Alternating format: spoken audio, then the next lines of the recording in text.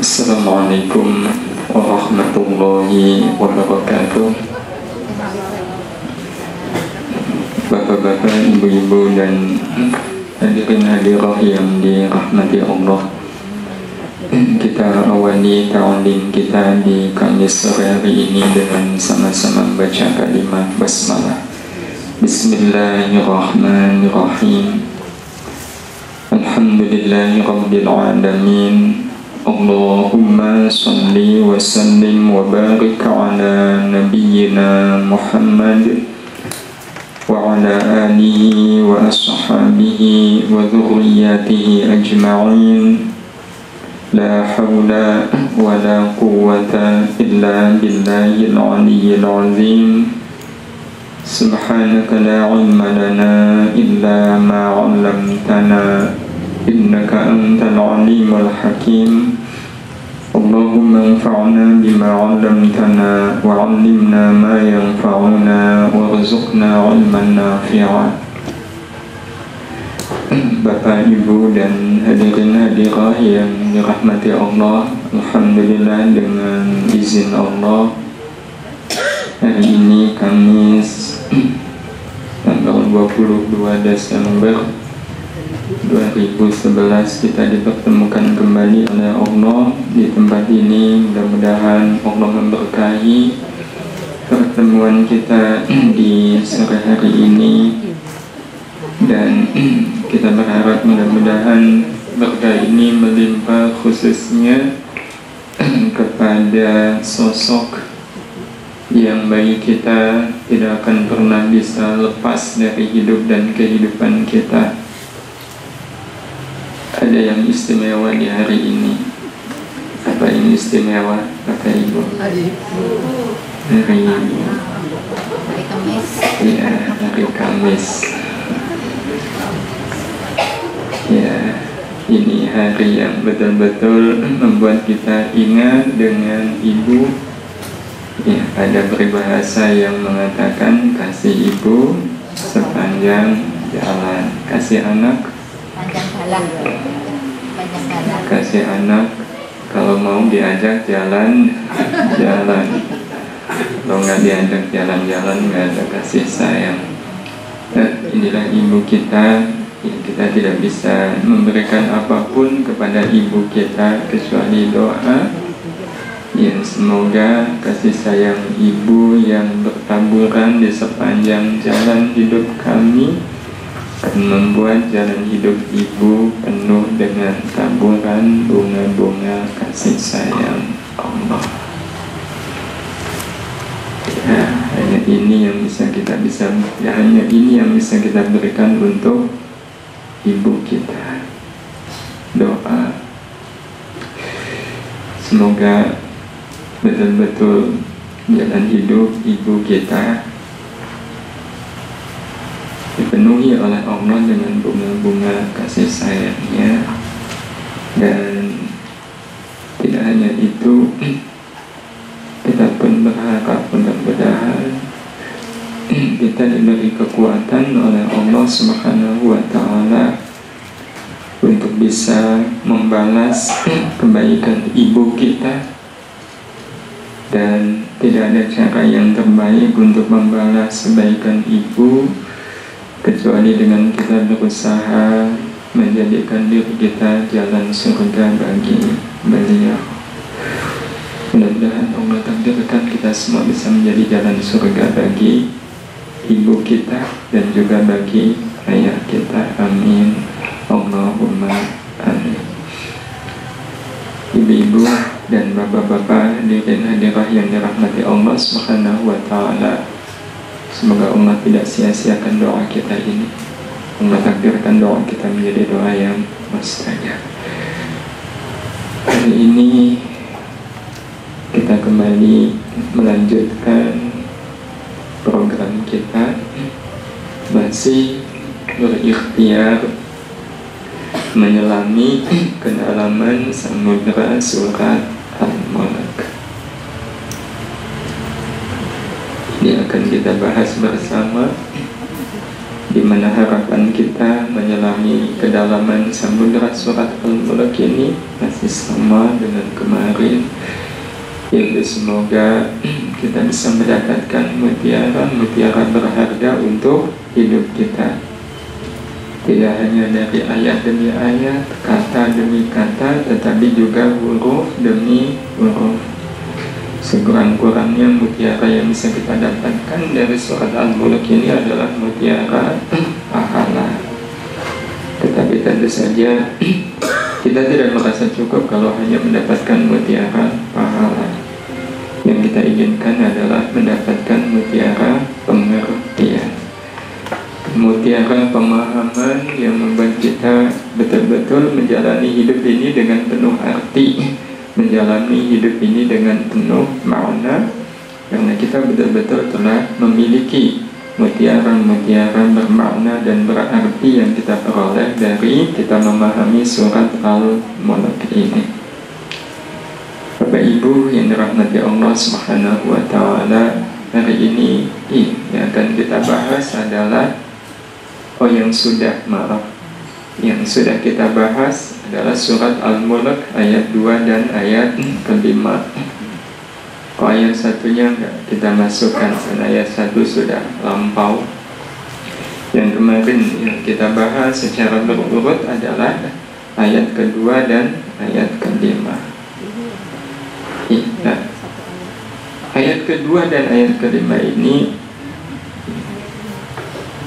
menyampaikan banyak sekali pesan kepada kita, tetapi pesan yang paling inti adalah menuntun kita bisa menjadi pribadi ahsanu amala. Ini pesan paling penting dari surat Al-Mulk ayat kedua sampai dengan ayat yang kelima, yang sudah kita bahas nih, bagaimana kita bisa menjadi pribadi yang ahsanu amala. Di mana pribadi ahsanu amala seperti yang kita lihat di surat Al-Mulk ayat yang kedua adalah alladzi khalaqal mauta wal hayata liyabluwakum ayyukum ahsanu amala. Yang kalau simpulkan, pribadi ahsanu amala adalah pribadi yang selalu lulus menghadapi ujian-ujian hidup.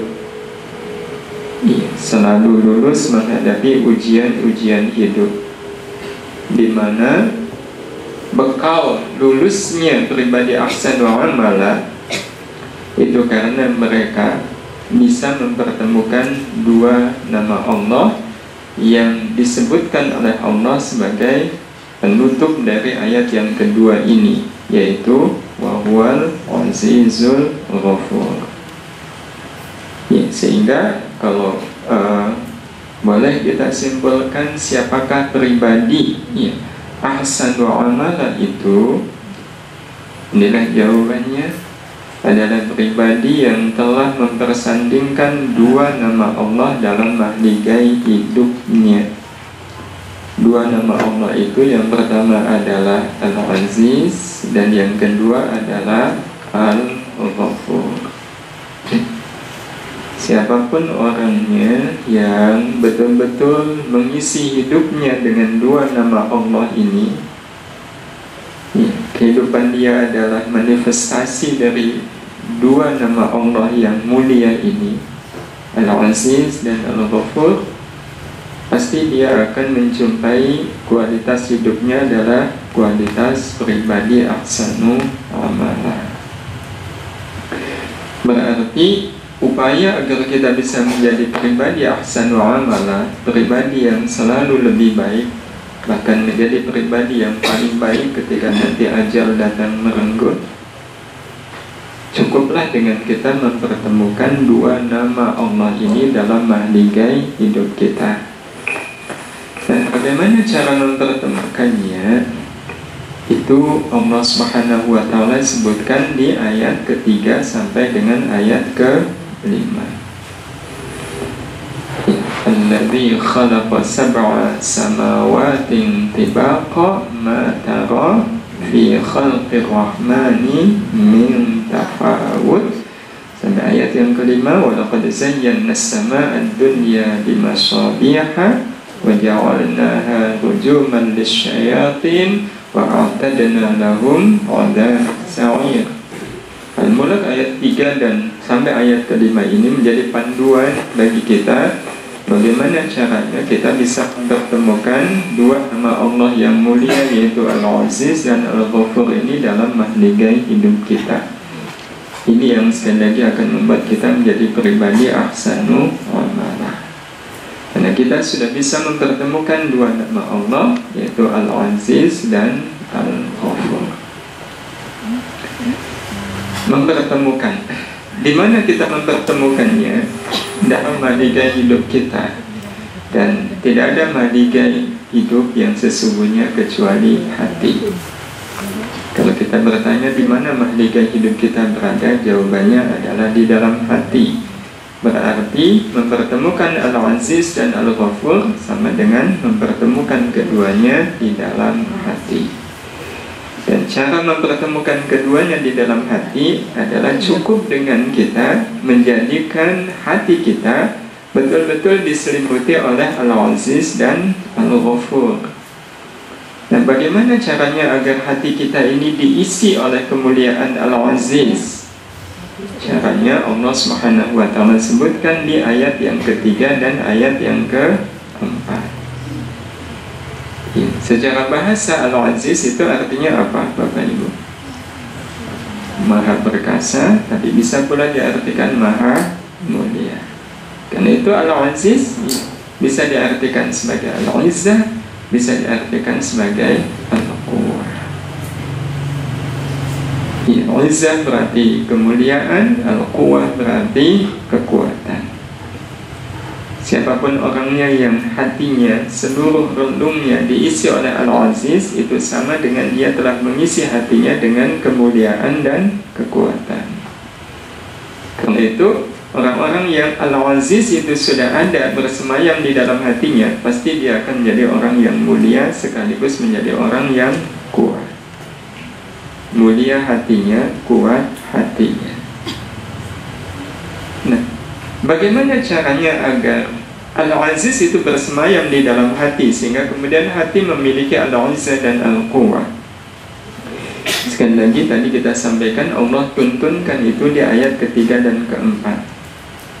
Alladzi khalaqa sab'a samawatin tibaqa. Allah telah menciptakan langit dengan 7 lapis. Langit dengan 7 lapis itu menggambarkan sebuah keadaan yang sempit atau luas, Bapak Ibu? Luas, sangat luas. Karena itulah ini cara agar kita bisa mengisi relung hati kita dengan Al-Izzah adalah dengan kita melakukan apa yang disebut sebagai at-tawsi'. Dengan kita selalu berusaha untuk at-tawsi'. At-tawsi' itu merasa lapang dalam segala apapun. Merasa lapang dalam setiap keadaan. Apapun keadaannya, yang kita rasakan adalah lapang. Tidak hanya pada saat banyaknya rezeki, pada saat sedikitnya rezeki juga kita tetap siap. Kenapa? Karena kalaulah saya merasa sempit di sini, bukankah di luar saya menemukan dunia yang luas? Jadi inilah pengertian at-tawsi', yakni selalu berusaha merasa lapang. Oh, itu at-ta'zim ya. Oh, berarti saya keliru, maaf. Iya, itu at-ta'zim. Berarti ini dioper ya. Maaf saya. Nah, ini at-tawsi'-nya. Tapi saya mohon nulisnya dibalik ya. Dan di at-tawsi' sebelah kanan, at-ta'zimnya sebelah kiri. Itu kebalik.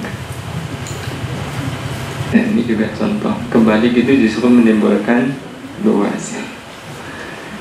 Nah, jadi cara agar kita bisa mendapatkan Al-Izzah, kemuliaan Allah, cara agar kemuliaan Allah itu bersemayam di dalam hati, sekali lagi adalah dengan cara kita melakukan at-tawsi'. tulisannya terlalu kecil, atau masalah mata yang saya mohon maaf kalau kemudian tulisannya terlalu kecil, karena memang kalau besar nanti tidak muat. Iya, kalau besar tidak muat. Mudah-mudahan bisa terbaca. Kalau tidak, iya, ada telinga yang bisa mengantarkan kita untuk bisa melihat, mendengar. Jadi atau sekali lagi itu cara agar kita bisa mengisi hati kita dengan al-izzah, kemuliaan dari Allah. Jadi kita selalu merasa luas dan lapang dalam segala keadaan apapun. Contoh kita dihina. Kalau kita dihina kita merasa luas dan lapang. Kira-kira kita akan menjadi orang yang mulia atau menjadi orang yang hina? Mulia. Memang begitulah cara satu-satunya. Kalau kita menginginkan al-izzah itu, ya, kemuliaan Allah ada di dalam hati, kita nggak punya pilihan yang lain kecuali merasa lapang dalam segala keadaan. Diterima lapang, ditolak lapang. Itu caranya. Ya, ketemu dengan orang, dia senyum, lapang. Ya, suatu saat ketemu lagi dengan dia manyun, lapang. Bahkan sebenarnya teorinya kita merasakan lapangnya hidup itu bukan dalam keadaan lapang, justru dalam keadaan sempit. Semakin sempit hidup, justru kita semakin merasa lapang. Jadi ini yang pertama, ya, at-tawsi'. Sementara yang kedua, ya, ini untuk bisa mendapatkan al-quwwah, sikap kita adalah ta'zim. Iya, at-ta'zim. Itu cara agar hati kita betul-betul dipenuhi dengan kekuatan dari Allah Subhanahu wa ta'ala. Agar hati kita dipenuhi dengan kekuatan dari Allah adalah dengan kita selalu ta'zim. Ta'zim itu maknanya adalah selalu mengagungkan Allah. Jadi meyakini, menyadari dan merasakan bahwa dalam hidup ini tidak ada yang besar kecuali Allah. Tidak ada yang agung kecuali Allah. Tidak ada yang segala-galanya kecuali Allah. Orang-orang yang dalam kehidupannya betul-betul telah ta'zim, itu berarti dia telah mengisi hatinya dengan al-quwwah, dengan kekuatan dari Allah. Dengan kekuatan dari Allah. Nah, kalau orang sudah dipenuhi dengan kekuatan dari Allah dan kekuatan itu bertemu dengan al-izzah, maka mari kita lihat apa yang kemudian terjadi. Yang terjadi adalah dari at-tawsi' ini betul-betul kita akan memiliki izzatun nafsi, kemuliaan jiwa.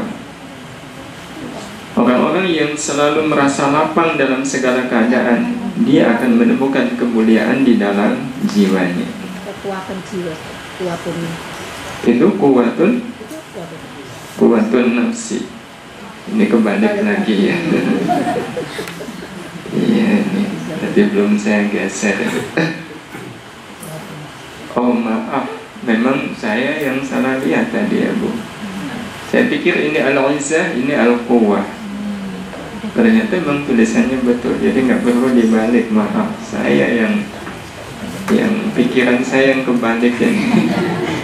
Saya maaf tidak melihat tulisan, saya mengandalkan kekuatan, ternyata saya salah.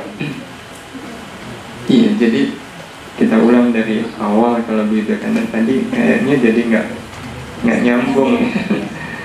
Baik, jadi kita ulang ya.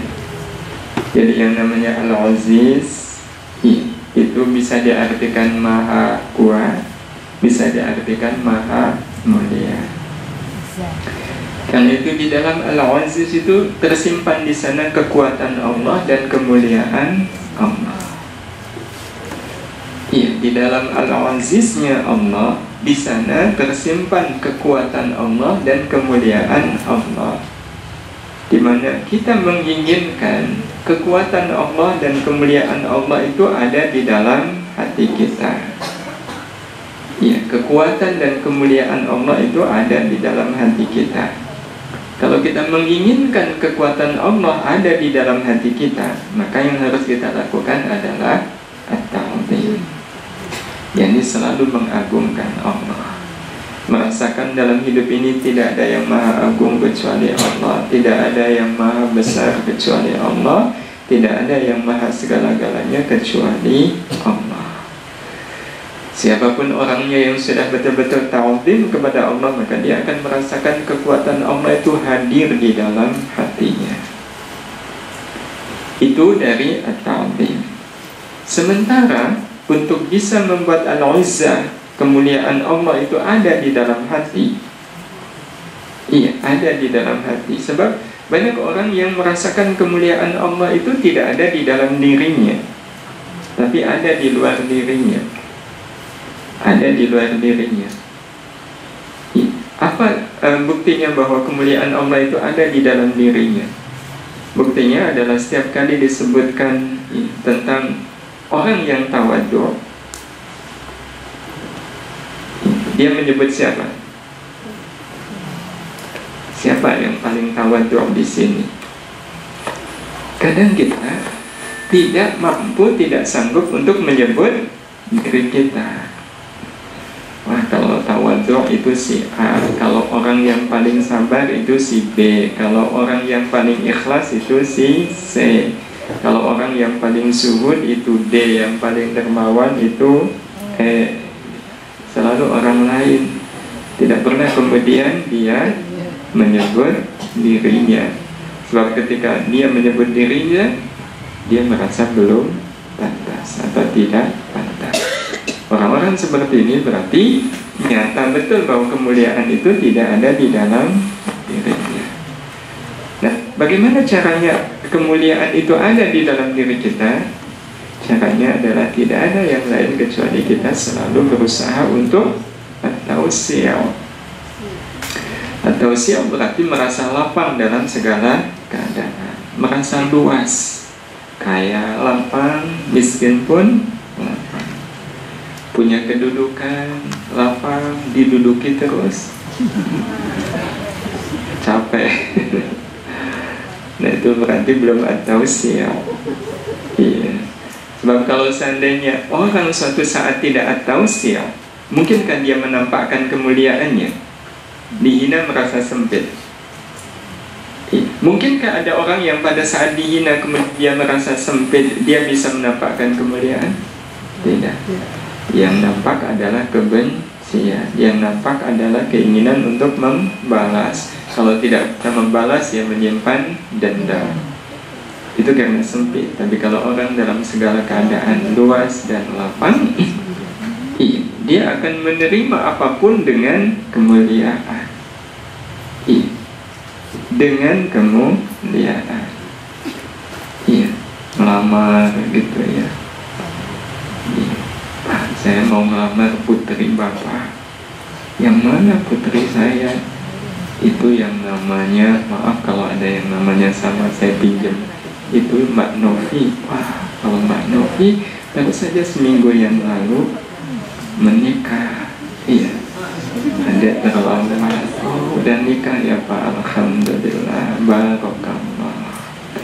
Ya udah kalau gitu sama adiknya aja. Wah, kalau adiknya Mbak Novi, iya, itu namanya Mas Farid. Oh, Mas Farid namanya. Ya udah sama adiknya Mas Farid aja. Iya, adiknya Mas Farid putra atau putri? Oh, adiknya Mas Farid putri.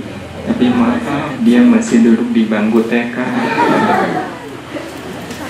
Oh begitu ya Pak, ya sudah, alhamdulillah. Terima kasih Pak, doakan saya mudah-mudahan bisa dapat jodoh dari yang lain.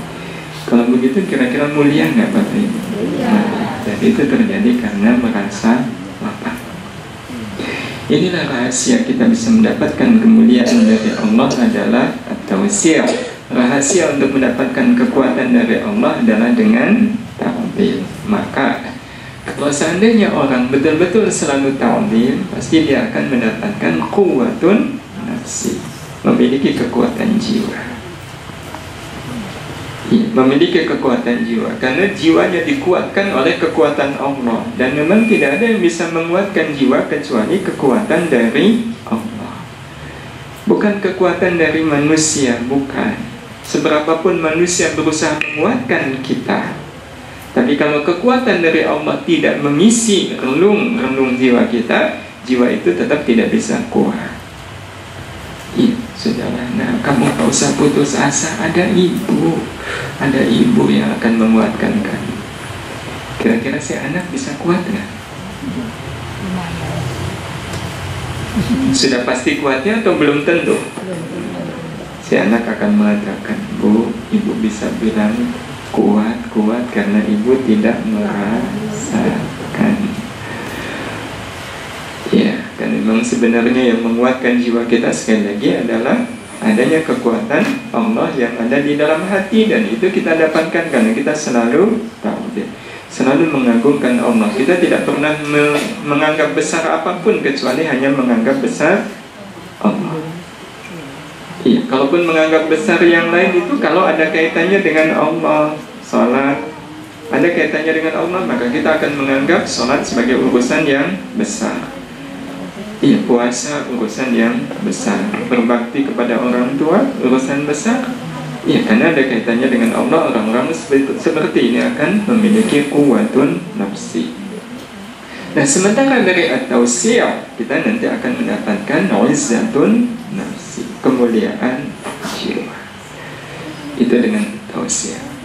Nah, Bapak Ibu yang dirahmati Allah Subhanahu wa ta'ala, apa yang terjadi ketika dua kekuatan ini bertemu? Di satu sisi hati kita dipenuhi dengan kekuatan jiwa, di sisi yang lain hati kita dipenuhi dengan kemuliaan jiwa. Apa yang kemudian terjadi? Yang terjadi adalah adamut ta'at. Ini kalau quwwatun nafsi bertemu dengan izzatun nafsi, bertemunya di dalam hati kita. Adamut ta'at, tidak pernah mengenal letih, tidak pernah mengenal lelah, tidak pernah mengenal capek. Didudukin terus, lama-lama capek. Nah, itu berarti tidak punya quwwatun nafsi, tidak punya izzatun nafsi. Tidak pernah letih, tidak pernah merasa lelah di dalam berkebaikan, di dalam beribadah, beramal salih. Itu tidak pernah mengenal letih dan lelah. Terus saja berjalan, terus saja bergerak. Ini dari Al-Aziz. Ya, ujungnya adalah adamut ta'at. Tidak pernah merasa letih dan lelah. Tidak pernah kemudian mengatakan sabar itu kan ada batasnya. Kalau ada orang yang mengatakan sabar itu ada batasnya, berarti dia merasa letih, merasa lelah, merasa capek. Kalau orang tidak pernah merasa letih, dia tidak pernah membatasi kebaikan. Iya, karena memang dia tidak pernah merasa letih dan lelah. Orang kalau belum letih, belum lelah kan terus melakukan segala macam hal-hal yang bermanfaat untuk dirinya. Itu dari Al-Aziz. Nah, bagaimana dengan Al-Ghafur? Bapak Ibu, di dalam Al-Ghafur itu pun ada dua kebaikan. Kebaikan yang pertama adalah As-Sofiyyu. Iya, As-Sofiyyu. Nah, selain As-Sofiyyu ada Al-Ghita'u. Iya, Al-Ghita'u. Jadi kalau Mas Sofi ketemu dengan Mas Ito, kayaknya cocok deh. Iya, nanti akan dapat Al-Ghafur, ampunan dari Allah. As-Sofiyyu, apa artinya? Yang membersihkan. Al-Ghita' yang menutup. Itulah makna Al-Ghafur. Orang akan mendapatkan ampunan dari Allah kalau dia mendapatkan dua hal ini. Di satu sisi As-Sofiyyu, di sisi yang lain Al-Ghita'u. As-Sofiyyu berarti bersihnya hati dari dosa. Iya, As-Sofiyyu berarti bersihnya hati dari dosa. Dan ampunan itu tidak hanya sekedar membersihkan hati dari dosa, tetapi juga Al-Ghita', menutup hati dari dosa. menutup hati dari dosa, sehingga tidak ada lagi pintu untuk melakukan dosa. Karena itulah orang yang mendapatkan ampunan Allah itu adalah orang yang taubatnya taubat nasuha. Taubat nasuha itu kan berarti taubat yang tidak mengulangi lagi. Tidak mengulangi berarti sudah tertutup melakukan dosa. Karena itu kalau seandainya ada orang yang dia sudah menyatakan taubat tapi dengan sengaja, atau bahkan sudah punya rencana, iyalah nggak apa-apa sekarang taubat dulu, tapi minggu depan nanti saya mau ulang. Nah, itu berarti dia tidak mendapatkan al-ghafur, karena dia masih membuka diri untuk berbuat dosa. Dan itulah ampunan sekali lagi memiliki makna membersihkan diri dari dosa dan menutup diri dari dosa. Nah, kalau orang sudah bersih dari dosa, Bapak Ibu yang dirahmati Allah Subhanahu wa Ta'ala, yang muncul apa? Yang muncul adalah at-tazyir. Iya, jadi ingat dengan kemarin ini sebenarnya menyimpulkan ulang dari yang kemarin sudah kita sampaikan. Ciri bahwa orang itu hatinya bersih adalah ada at-tazyir, yakni dia menghiasi dirinya dengan segala kebaikan. Seperti yang Allah katakan, walaqad zayyana as-samaa'a ad-dunya bimasabiha. Orang yang sudah bersih jiwanya, dia akan menghiasi jiwanya dengan lampu, dengan bintang. Lampu dan bintang di sini adalah amal-amal yang bisa menjadi cahaya bagi dirinya dan cahaya bagi orang lain. Jadi kekuatan amal kita itu tidak hanya untuk kita, tetapi juga untuk orang lain. Ada orang yang amalnya itu hanya untuk dirinya, ini juga sudah lumayan. Tetapi ada orang yang amalnya itu bisa menjadi cahaya bagi yang lain. Contoh semisal kita lihat ada orang yang usianya di bawah kita, kemudian dia hafal Quran. Kemudian kita tersentuh, ya Allah, dia sudah hafal Quran, saya kok belum. Berarti kekuatan dia hafal Quran itu nembus ke hati kita nggak, Bapak Ibu? Karena kita terpengaruh. Itu berarti dia hafal Quran itu sudah menjadi tazyir. Dia telah menghiasi hatinya dengan hafalan Quran, dan hafalan Quran itu menjadi cahaya bagi yang lain, menjadi lampu bagi yang lain. Ya Allah, dia masih muda kok sangat tawadhu, ini masih muda kok begitu sangat ikhlas. Kok ini masih muda tetapi Masya Allah jiwanya kayak orang tua. Ada nggak orang seperti itu? Nah, kalau kita tersentuh dengan kebaikan-kebaikan orang lain, maka kebaikan dia telah menjadi tazyir bagi dirinya dan bagi kita. Dan itu tanda kalau hatinya bersih. Orang kalau melakukan segala kebaikan dengan hati bersih, kebaikan itu betul-betul akan menjadi cahaya bagi dirinya dan cahaya bagi yang lain. Tapi kalau seandainya ada orang melakukan kebaikan dalam keadaan hatinya kotor, melakukan kebaikan tapi ingin dipuji oleh orang lain, kan berarti hatinya kotor. Kira-kira terasa nggak masuk ke dalam hati kita? Enggak, kering. Ya, tapi kalau seandainya orang baca Quran betul-betul ikhlas karena Allah, karena memang hatinya bersih, tidak mengharapkan apapun kecuali ridha Allah, kadang kita mendengarnya itu subhanallah, betul-betul membuat kita tergetar. Itu berarti amal dia telah menjadi tazyir. Nah, bagaimana dengan al-ghita? Kalau al-ghita akan menimbulkan apa yang disebut dengan al-ujub. Walaqad zayyana as-samaa'a ad-dunya bimasabiha wa ja'alnaha rujuman lisyayatin. Hati yang tertutup dari maksiat, kita akan bisa melempari setan dengan rujum. Rujum itu sebenarnya tiada lain adalah kebaikan-kebaikan yang sudah berubah menjadi cahaya tadi.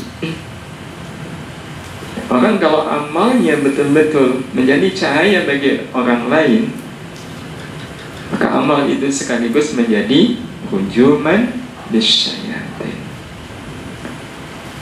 Kalau ada orang yang amalnya, mudah-mudahan kita semua, tahajud kita menjadi cahaya bagi kita dan cahaya bagi orang lain, maka tahajud itu sekaligus tidak hanya menjadi tazyin bagi kita, tetapi juga menjadi hujuman lisyayatin, menjadi lemparan-lemparan untuk syaitan. Nah, kalau tazyin dan hujum ini sudah ada, maka mari kita lihat dari tazyin, ciri bahwa hati kita sudah dipenuhi dengan kebaikan-kebaikan, di mana kebaikan itu memancarkan cahaya adalah adanya ladzatul ibadah. Kita merasakan nikmatnya ibadah. Orang yang sudah merasakan nikmatnya ibadah, dia akan ibadah itu akan jadi masabih. Ya, ibadah dia akan jadi lampu untuk dirinya dan juga untuk orang lain. Ladzatul ibadah, nikmat lezatnya ibadah. Jadi ibadah yang betul-betul sudah dia rasakan nikmat dan lezatnya. Bukti bahwa ibadah itu sudah dirasakan nikmat dan lezatnya adalah enggan untuk mengakhiri, berat untuk mengakhiri. Itu tandanya kita sudah merasakan nikmat lezatnya ibadah. Baca Quran semisal, berat rasanya untuk menutup. Kalau seandainya bukan karena ada amal lain yang menunggu saya, enggan rasanya saya menutup Al-Quran. Kita menutup Al-Quran karena kita sudah ditunggu oleh amal yang lain. Jadi bukan karena capek, bukan. Kalaupun memang setelah dia baca Quran itu tidur, itu karena dia sudah merancang tidur itu menjadi bagian dari amal kebaikan. Kenapa?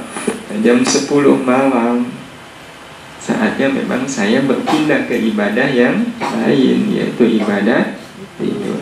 Jadi kita tidur bukan karena capek baca Quran, tetapi karena memang sudah saatnya saya harus tidur.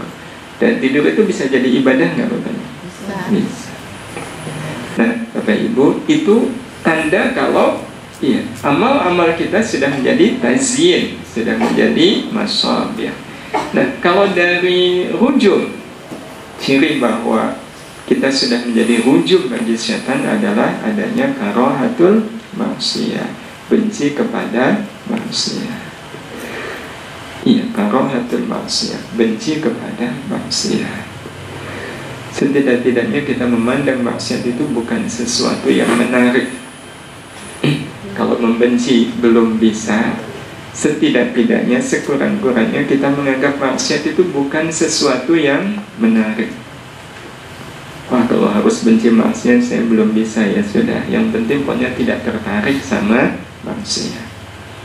Sebab kalau masih menganggap maksiat sebagai sesuatu yang menarik, itu berarti dia belum karahatul maksiyah. Berarti dia belum melempari setan dengan amalnya. Bahkan sangat boleh jadi orang seperti ini yang belum membenci maksiat, masih menganggap maksiat sebagai hal yang menarik, dirinya menjadi magnet bagi setan. Bukan menjadi rujum, tetapi menjadi magnet. Karena itu harus ada karahatul maksiyah. Nah, kalau dua hal kebaikan ini, ladzatul ibadah dan karahatul maksiyah ketemu, apa yang dihasilkan?